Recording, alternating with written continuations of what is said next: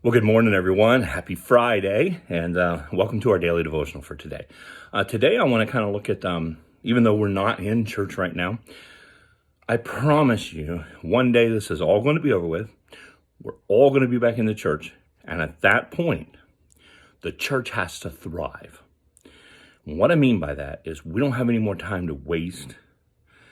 We have to come together as a church. We have to come together, use all of our spiritual gifts, and we have to get the gospel to the community and to the people who don't know Jesus Christ.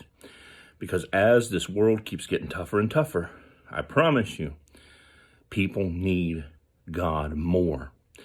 I honestly don't know how anyone is getting through this pandemic without Jesus Christ, and I hope that you are leaning on Him to be able to get you through these times. So I want to read you a little scripture in 1 Timothy chapter 4 and verse 14. And this is what the scripture has to say, and this is what I want to pass to you this morning.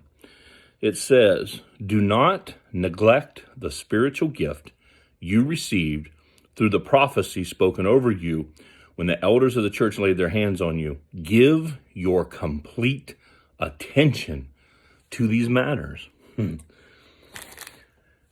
Upon salvation, each person receives at least one, and most people more than one, but at least one spiritual gift. Not a talent. Talent is given to you at birth.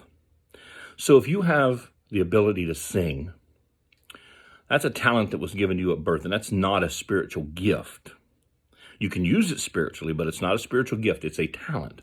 What I mean is spiritual gifts, and if you look those up in the scriptures, they'll tell you there are things like mercy, compassion, teaching, prophesying, those pastoring, overseers,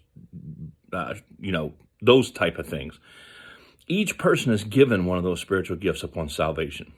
And what hurts the church the most is when people sit in the pews Sunday after Sunday and hear sermons and don't use the spiritual gifts to edify the church and to glorify God. So if you've been given, some of you have been given the spiritual gift of mercy and compassion, but you won't do anything to start a ministry to help the hurting and the homeless. Some of you have been given a spiritual gift of teaching, but you won't do anything to start a Bible study or a home group. These are the things that we got to be busy about. In fact, I love the way Paul says it here. And actually in 1 Timothy 4, I read verses 14 and 15. And verse 15 says, "Give your complete attention to these matters." We got to wake up. We got to get off the sidelines. We got to get off the bench, and we got to get in the game. So when church starts back up, we're going to find out. I think it's imperative that we find out what our spiritual gifts are and how we can use them in ministry to reach the community for the gospel of Jesus Christ.